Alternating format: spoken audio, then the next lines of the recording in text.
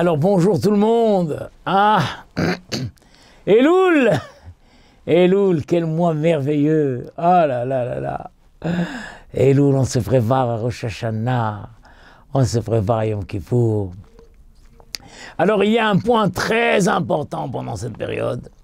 Donc le Shulchan Aruch le dit dans le chapitre 606, en hébreu pour ceux qui comprennent, dans le Siman Tav Resh Vav. Le Shulchan Aruch dit Averot sheben adam lechavero en Yom Kippour mechaper ad shepaiselo. Les torts que quelqu'un a eus envers son prochain, Yom Kippour ne pourra pas pardonner tant qu'il ne l'a pas apaisé. Donc même si à Yom Kippour, il dit Hachem, je t'en supplie, je regrette de l'avoir vexé, je regrette de l'avoir offensé, je regrette de l'avoir blessé, je regrette de l'avoir insulté. Désolé, désolé. Hachem ne peut pas utiliser le bonus de Yom Kippour qui est un jour de pardon. Hachem dit non. Ça, tu dois aller chez lui l'apaiser. Vafilou lo iknito el abidvarim, et même s'il ne l'a vexé qu'avec des mots, c'est-à-dire il ne l'a pas tapé, il ne lui a pas volé son argent, des mots. Il a insulté, il a traité d'imbécile, il a dit des phrases qui l'ont vexé. Eh bien, tsarir les països. Il faut. Pourquoi? Parce que c'est une chose incroyable. Dans la Torah, il y a une interdiction qui s'appelle Ona'at Dvarim. Ona'at Dvarim, c'est une des interdictions de la Torah. Il est interdit par la Torah. Même si tu ne frappes pas l'autre, même si tu ne lui voles pas son argent, simplement tu l'offenses avec des mots, c'est une interdiction de la Torah. Et donc, il faut aller lui demander pardon, il faut aller l'apaiser, il faut faire la paix avec lui. Et sinon, Yom Kippour ne pourra pas pardonner. Et donc quelqu'un arrive avec cette faute de la Torah. Incroyable ça. Incroyable. Et le Mishnah Berurah nous dit, tout ce que nous disons qu'il faut aller avant Yom Kippour, faut-il vraiment attendre Yom Kippour? Quoi, si quelqu'un a offensé au milieu de l'année? Non. Ce qu'on veut dire ici, c'est que c'est la dernière date limite. Mais plus tu vas tôt, mieux c'est. Certains même ne vont pas jusqu'à attendre la veille de Kippour. Si déjà il faut le faire, alors autant la veille de Rosh Hashanah. Autant la veille de Rosh Hashanah. Mais ce qu'on veut dire ici, c'est si tu ne l'as pas fait au courant de l'année, fais-le au moins avant Rosh Hashanah. Tu ne l'as pas fait avant Rosh Hashanah, fais-le au moins Yom Kippour. Yom Kippour, où c'est le jour où Hachem va te purifier de toutes tes fautes. Toutes tes fautes, tu seras purifié. Mais alors, ne garde pas ça comme grosse tâche sur toi. Alors va aussi demander. Ça, c'est la raison. Les Sfarim, les Rishonim, le Tour, le Levouche disent qu'il y a une autre raison. À part le fait de te purifier toi-même et de régler toi-même ton dossier en quelque sorte, il y a la notion She'iyeh Lev Israël Shalem Echadim Havero. Il faut qu'à Yom Kippour, le cœur des Juifs soit entier les uns avec les autres pour enlever du Satan l'argument essentiel par lequel il attaque les Juifs. Son argument essentiel pour attaquer, parce que à part le fait d'attaquer individuellement chaque Juif, le Satan attaque le peuple juif. Et il dit à Hachem, mais regarde, c'est un peuple. Il n'y a pas de paix entre eux. C'est rempli de querelles. Un peuple querelleux, belliqueux. Allez savoir tout ce que le Satan peut utiliser comme attaque contre le clan Israël. Alors afin que le cœur des Juifs soit entier les uns avec les autres, C'est pourquoi on demande, allez, même si à la limite, tu ne veux pas te débarrasser de ça, tu n'en veux trop, mais fais-le au nom du peuple juif. Et le Sfat Emet va jusqu'à nous dire une chose incroyable. Même si l'autre s'est vexé pour quelque chose sur lequel il n'y a pas à se vexer. Imaginons qu'elle retourne de vacances et dit « Oh, ah mais t'es bronzé !»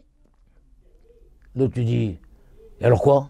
C'est pas un défaut. » Ah non mais, j'ai pas dit que c'est un défaut. J'ai juste remarqué que t'étais bronzé. Eh ben garde tes remarques pour toi. Et il s'en va. Le voisin qui est à côté dit « Waouh, waouh, waouh !» Il a été vexé. Mais qu'est-ce que j'ai dit? Qu'est-ce que j'ai dit? J'ai dit qu'il était bronzé. J'ai rien dit de mal. Oh, tu sais, si j'étais toi, j'irais lui demander pardon. Mais pourquoi lui demander pardon? Pourquoi? Lui demander pardon, pourquoi? J'ai fait quoi? Alors, effectivement, en cours d'année, il n'y a pas une obligation d'aller lui demander pardon. Mais la veille de Kippour, il y a une notion différente. Il faut que le cœur des Juifs soit à l'unisson, tous ensemble. Alors, pour ça, même s'il s'est vexé à tort, il est particulièrement susceptible, un rien le vexe.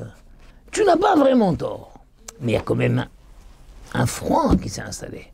Va, et tu lui dis, écoute, vraiment, je suis désolé, j'ai vu que je t'ai fait de la peine. Je voulais surtout pas. Je te demande pardon, vraiment. Avant Yom Kippour, allez qu'on fasse la paix, Dado. Ah, fais la paix. Les commentateurs disent, le Ateret Zvi dit, même si a priori, tu n'as pas vraiment un souvenir d'avoir offensé l'autre et tout, mais on travaille toute l'année ensemble, va savoir. Peut-être que une fois j'ai dit quelque chose contre toi, peut-être que, sans faire exprès quelque part, à un moment, j'ai dit une phrase qui t'avait... Peut-être, je ne sais pas, mais... On travaille toute l'année ensemble.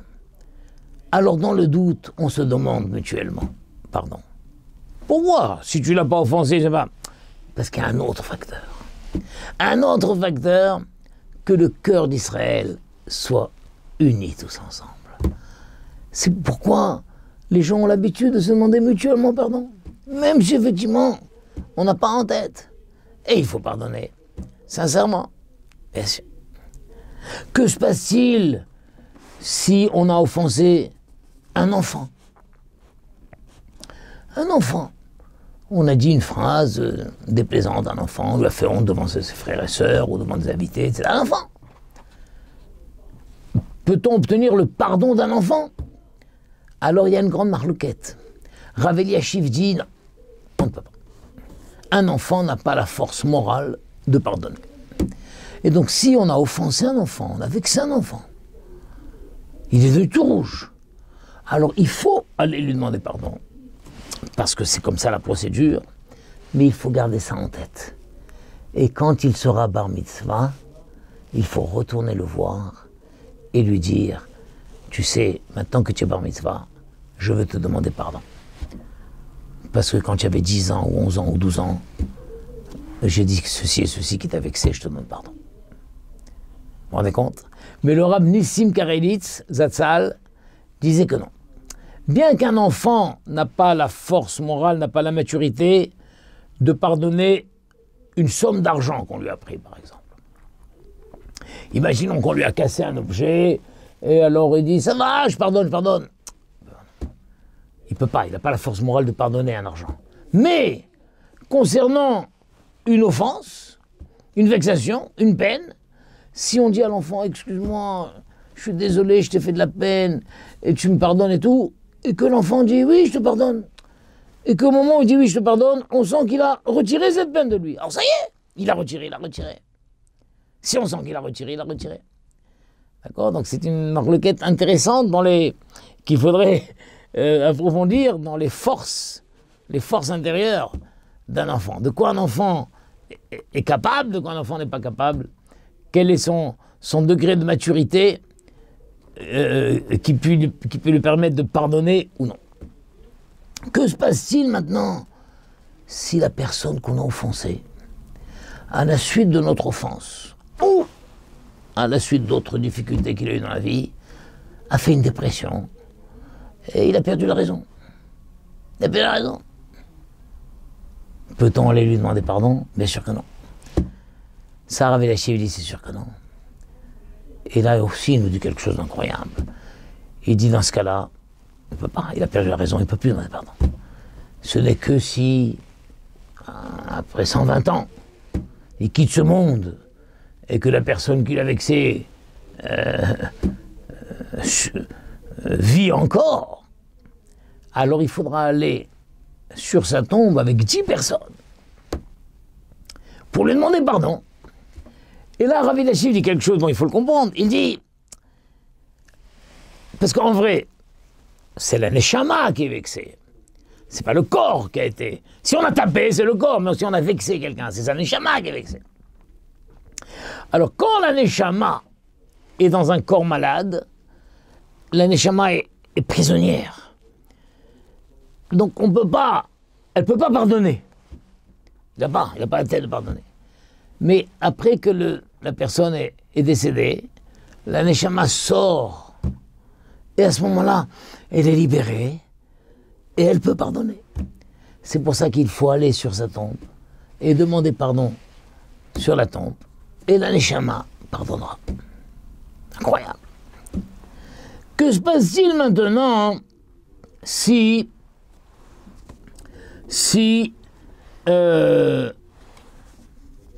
la personne, on sait que la personne a déjà pardonné?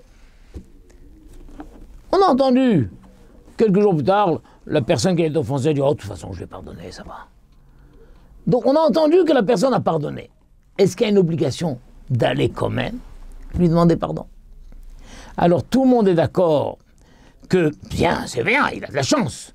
L'autre l'a déjà pardonné, et disons que l'essentiel a été fait. Mais le Pélé Yoès nous dit que malgré tout, la kapara n'est pas complète. Tant qu'il n'a pas fait la démarche d'aller lui demander pardon, c'est vrai, il a de la chance que l'autre l'a déjà pardonné sans ça. Mais le pardon n'est pas total, la kapara, disons, l'effacement de la faute n'est pas total. C'est pas total. Et effectivement, c'est confirmé par d'autres Sfarim. Et le Chazon Ish explique ça d'une manière très jolie. Parce que de même, pourquoi la kapara n'est pas complète? Parce que de même que lui l'a rabaissé en disant les mots, en lui faisant de la peine, alors il doit aussi à son tour se rabaisser pour lui demander pardon. Et c'est ce qu'on appelle Tshuvat HaMishkal. Il y a une grande notion qui est Tshuvat HaMishkal. Ça veut dire non seulement tu dois faire Tshuva, c'est bien, mais essaye de faire Tshuvat HaMishkal. Une Tshuva correspondante. C'est-à-dire celui qui a couru, par exemple, pour aller faire des avérotes.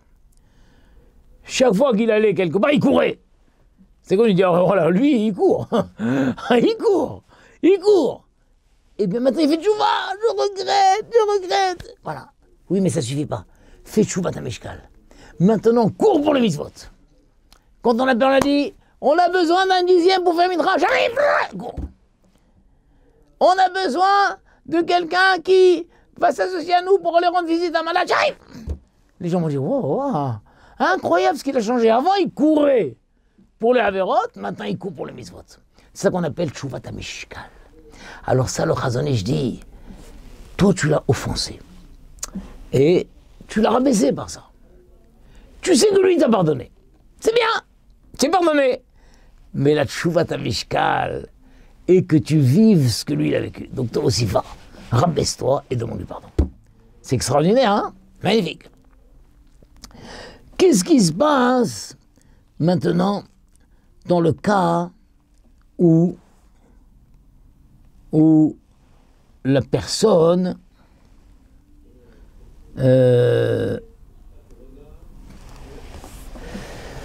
dans ces mots a dit qu'il pardonne, mais dans son cœur, il ne pardonne pas.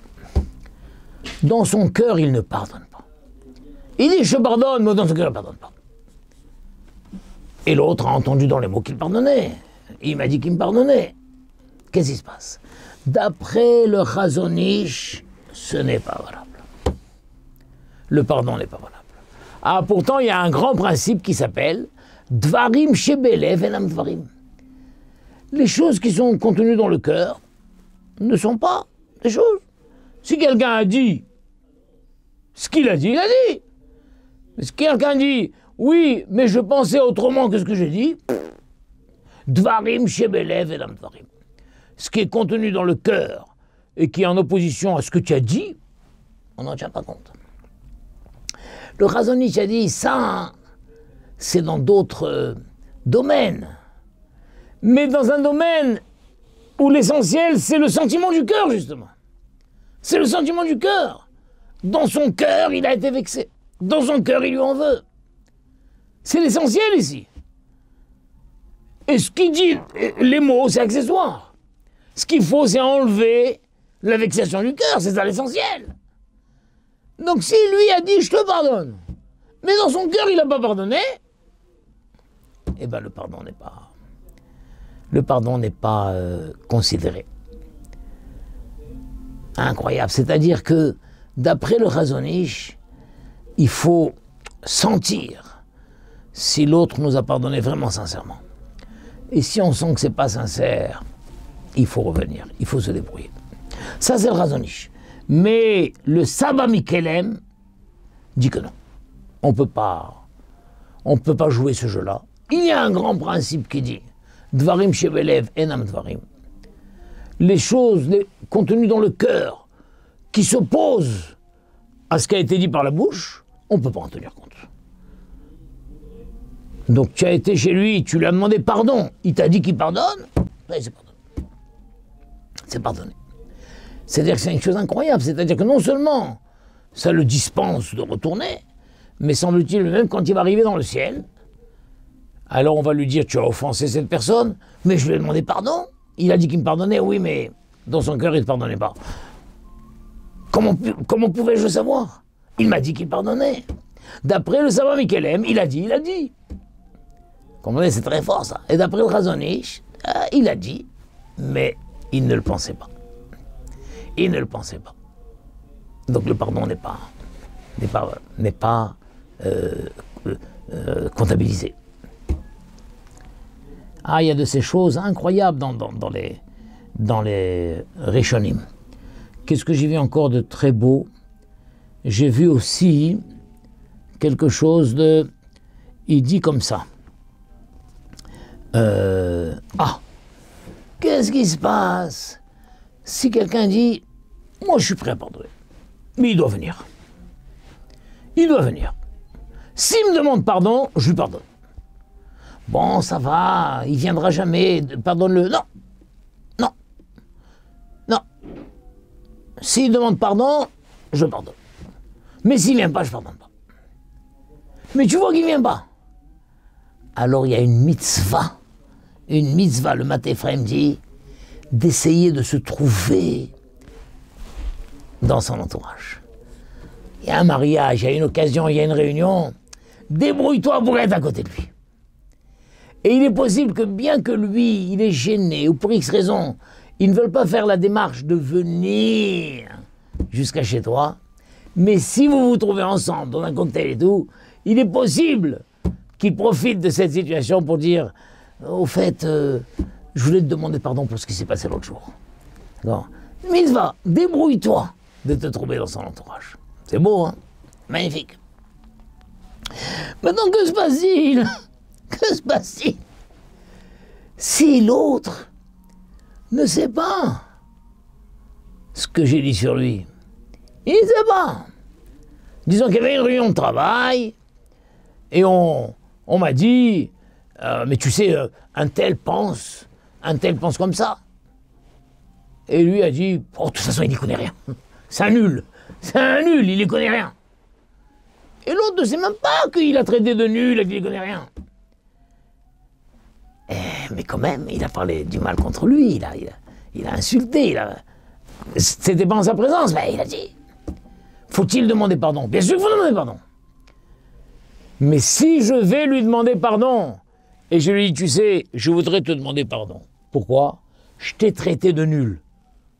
Ah, tu m'as traité de nul? Oui, j'ai dit que tu n'y connaissais rien, que tu comprenais rien. Quoi, tu as dit ça sur moi? Non, mais je te demande pardon, mais tu as dit ça sur moi. Il va être brisé. Si je vais... Donc, je sais pas quoi faire. D'un côté, il faut demander pardon. J'ai traité de nul, j'ai dit qu'il n'y connaissait pas, qu'il n'y comprenait rien. Mais si je vais lui révéler ce que j'ai dit sur lui, ça va le briser. Alors là, la dit qu'il faut lui demander pardon. Rabbi Israël s'en interdit d'une manière générale. D'une manière générale. Vraiment, toujours pareil. Il dit, écoute, tu sais, il y a eu beaucoup de réunions de travail, etc. Il est arrivé de porter des jugements les uns sur les autres. S'il m'est arrivé de porter un jugement négatif sur toi, je ne sais pas, je te demande pardon. Bon, tu sais combien je t'aime, et tu sais combien je t'apprécie. Bon, on ne sait jamais. On ne sait jamais si un mauvais mot ne s'est pas échappé de notre bouche. Je te demande pardon. En général, comme ça. Et l'autre dit, oui, oh, ça arrive, t'inquiète pas, je sais que tu es quelqu'un de bien, je sais que tu m'aimes, je sais que tu m'apprécies, voilà. Donc il faut lui demander pardon, surtout pas lui révéler ce qu'on a dit sur lui parce que ça va le briser, mais obtenir quand même son pardon. Voilà. Qu'est-ce qui se passe maintenant si on sent que quand la personne vient nous demander pardon, elle n'est pas sincère? Parce que nous allons voir que le Shulchan Aruch nous dit que celui qui ne pardonne pas, c'est une marque de cruauté. Le Rama dit, il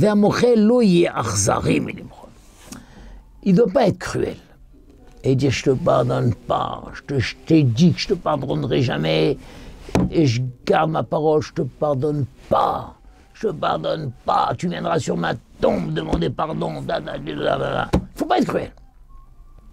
Mais si maintenant je sens que celui qui vient demander pardon n'est pas sincère, il vient demander pardon parce qu'il faut demander pardon et tout, est-ce que je dois accorder mon pardon? Et alors là, le Rav Eliashiv nous dit quelque chose d'incroyable. Le Rav Eliashiv dit que s'il sent que la personne qui demande pardon n'est pas sincère, eh bien, il a le droit de ne pas pardonner, et ça ne s'appelle pas qu'il est cruel. Ça ne s'appelle pas qu'il est cruel parce qu'il voit que l'autre ne vient pas vraiment l'apaiser. Vous vous rendez compte? Il dit non. Non. Ah, vous dites, mais pourquoi tu ne pardonnes pas? J'ai senti que c'est pas sincère. C'est pas ça. Incroyable ça. Maintenant, que se passe-t-il si quelqu'un a demandé pardon sincèrement? Sincèrement. Et l'autre a refusé de pardonner. Et celui qui a offensé a respecté la procédure. Quelle est la procédure? La procédure, c'est que si la première fois, il n'a pas accepté de pardonner, il faut retourner une deuxième fois, accompagné de 3 personnes.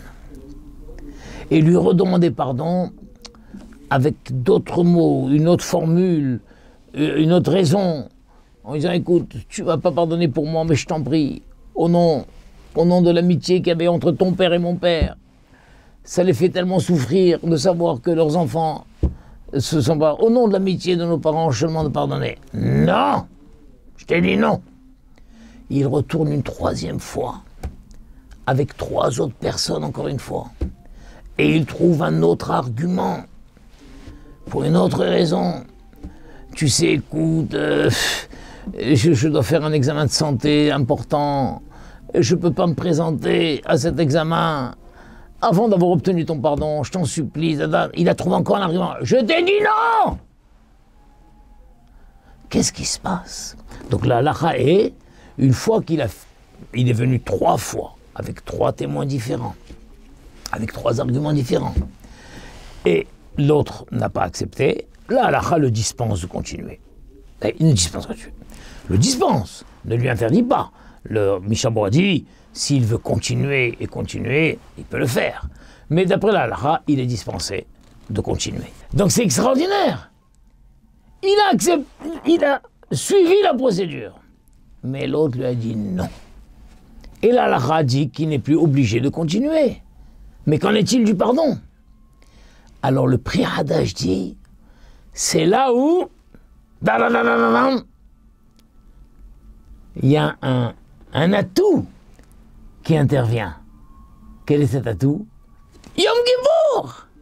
C'est là où Yom Kippour dit, ah, puisque tu as suivi la procédure, et lui a refusé de pardonner, alors c'est là où Yom Kippour rentre en jeu, et Yom Kippour obtient la kapara. Ça, c'est le Pri Hadash. Malheureusement, il faut savoir que le Rabbeinu Yonah, le Rabbeinu Bahaï, Rabbeinu Bahaï dit que tout le temps où la personne qui est offensée n'a pas pardonné, alors il n'a pas sa kapara. Et le Rav Eliashiv aussi va dans ce sens. Alors qu'est-ce que le Shulchan Arour veut dire en disant, une fois qu'il a fait 3 interventions, il n'est plus obligé. Alors c'est quoi?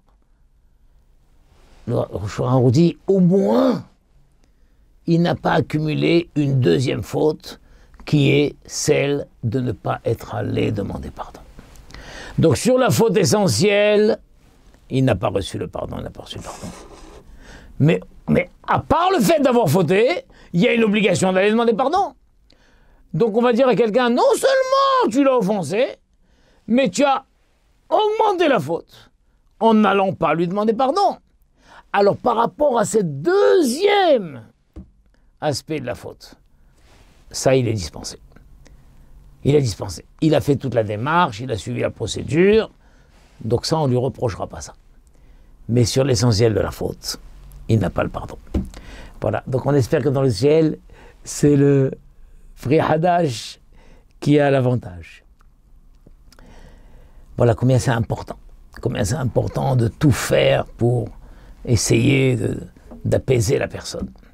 Voilà. La halakha continue, vous le verrez. Si maintenant, il s'est avéré que la personne a quitté ce monde et on ne lui a pas demandé pardon, alors, il faudra aller sur sa tombe. Et cette fois-ci, il faut réunir 10 personnes. 3 personnes ne suffisent pas. 3 personnes ne suffisent pas. Mais pardon, excusez-moi. Non, j'ai sauté un passage.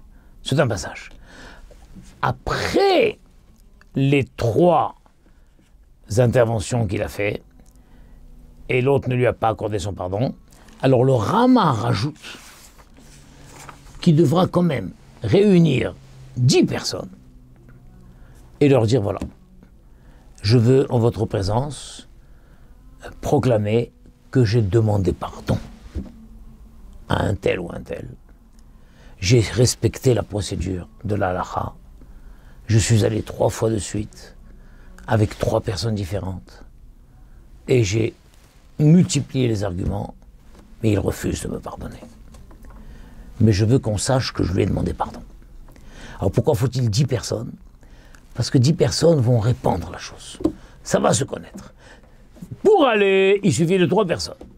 Mais pour que tout le monde sache qu'il a fait ce qu'il fallait, alors ça, il faut 10 personnes. 10 personnes. Maintenant, aussi un autre détail, si la personne qu'on a offensée, c'est un raf, même si ce n'est pas son raf, le Shulchan Arour dit si c'est son raf, mais le Mishnah Berurah dit, même si ce n'est pas son raf, mouvak, oui, mais il a entendu de lui des divrei Torah, d'accord? Donc c'est son raf un peu. C'est pas un raf étranger qu'il a juste rencontré une fois, il a eu l'occasion d'entendre des cours de lui. Alors là, il n'y a pas de limite. Et lors d'un des cours, l'élève lui aurait dit, écoutez, monsieur le rabbin, je m'excuse, mais vous dites n'importe quoi. Et le rabbin a pâli, etc. Alors là, il n'y a pas de limite Tsarir l'erlo kama parami machepes. Il n'y a pas de limite au nombre de fois où on doit aller pour lui demander pardon. Maintenant, c'est là où le Ramadi et celui à qui on demande pardon ne doit pas être cruel, et s'il voit que la demande de pardon est sincère, alors il doit l'accorder. Et on a intérêt d'ailleurs à accorder le pardon, parce que celui qui accorde le pardon, c'est lui le grand gagnant. Parce qu'à son tour, quand il demandera pardon à Hachem, il dira: Hachem, je t'ai offensé pendant l'année en faisant telle et telle avérote. Regarde, moi quand on m'a offensé, j'ai pardonné. Hachem dit: c'est vrai, j'ai vu que tu as pardonné, moi aussi je te pardonne. Donc en vrai, celui qui pardonne, c'est lui le grand gagnant. Maintenant, le Shulchan Aruch a rajouté qu'il peut y avoir des raisons pour lesquelles on refuse d'accorder le pardon. C'est si on a peur qu'il va recommencer. Si je lui pardonne, il va recommencer. Il a l'esprit léger. Il vaut mieux que je lui dise que je ne pardonne pas. Et comme ça, au moins, je suis protégé de lui. Ou si aussi, ça peut être pour son bien, pour qu'il comprenne un petit peu que la vie n'est pas un jeu. La vie n'est pas un jeu, alors il refuse de pardonner. Il peut y avoir. Il y a aussi des situations où si l'autre a sorti un mauvais renom, il a dit que, en fait, c'est un mamzer. Il a dit que il est né d'une union que sa mère a eue avec un voisin. Et les gens ont cru, et il a une réputation de mamzer. Après, il dit: je te viens de demander Mechila. Comment Mechila? Mais tu as brisé ma vie, tout le monde croit que tu es un mamzer. D'accord? Je te pardonne pas. Il y a des situations, c'est-à-dire il faut aller chez un arabe. Et là-dessus, c'est là où arrive la halakha bête, que si la personne est morte, il faut réunir 10 personnes et aller sur sa tombe et dire: j'ai fauté envers le Dieu d'Israël et envers cette personne qui est là. Et j'ai fait ceci et ceci et ceci. Et les autres personnes vont répondre: Mahoulecha, Mahoulecha, Mahoulecha. Tu es pardonné, tu es pardonné, tu es pardonné. Pourquoi faut-il 10 personnes? De son vivant, je vais avec 3. Maintenant qu'il est mort, pourquoi faut-il 10? Bravo! Parce que vu que dans sa demande de pardon, il dit: j'ai fauté envers le Dieu d'Israël. Ah, s'il mentionne le Dieu d'Israël, il faut 10 personnes. Comme dans le Zimoun. Quand on est 10 personnes, on dit: Nevarech Elokeinu Jaranu Mishelo. Dès qu'on mentionne le Dieu d'Israël, il faut 10 personnes. Quand on va le voir de son vivant, alors je ne mentionne pas le Dieu d'Israël. Mais après sa mort, on mentionne le Dieu d'Israël, c'est pour ça qu'il faut 10 personnes. Donc on voit que ce sont des halakhot très importants. Il ne faut pas négliger. Pas négliger. Et il faut avoir le courage d'aller demander pardon.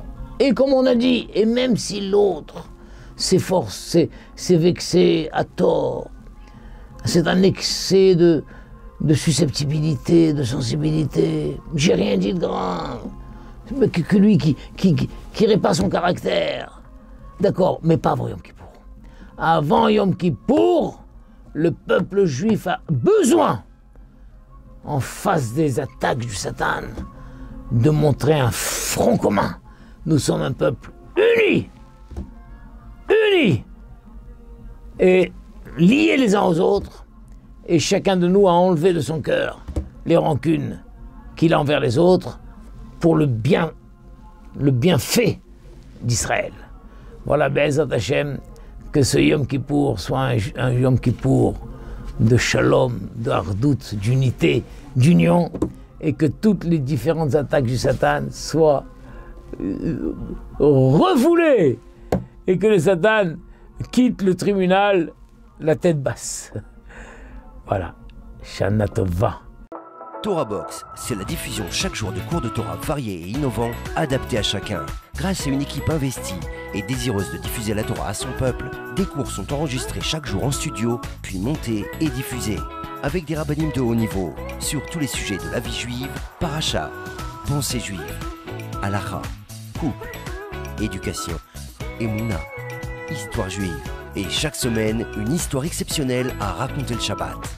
De nouvelles émissions et débats innovants qui confrontent Torah et actualité. Des concepts de vidéos qui expliquent la halakha de manière ludique, divertissante et accessible. Et des programmes de Torah pour nos enfants, Torah Box, c'est du judaïsme sur mesure pour vous.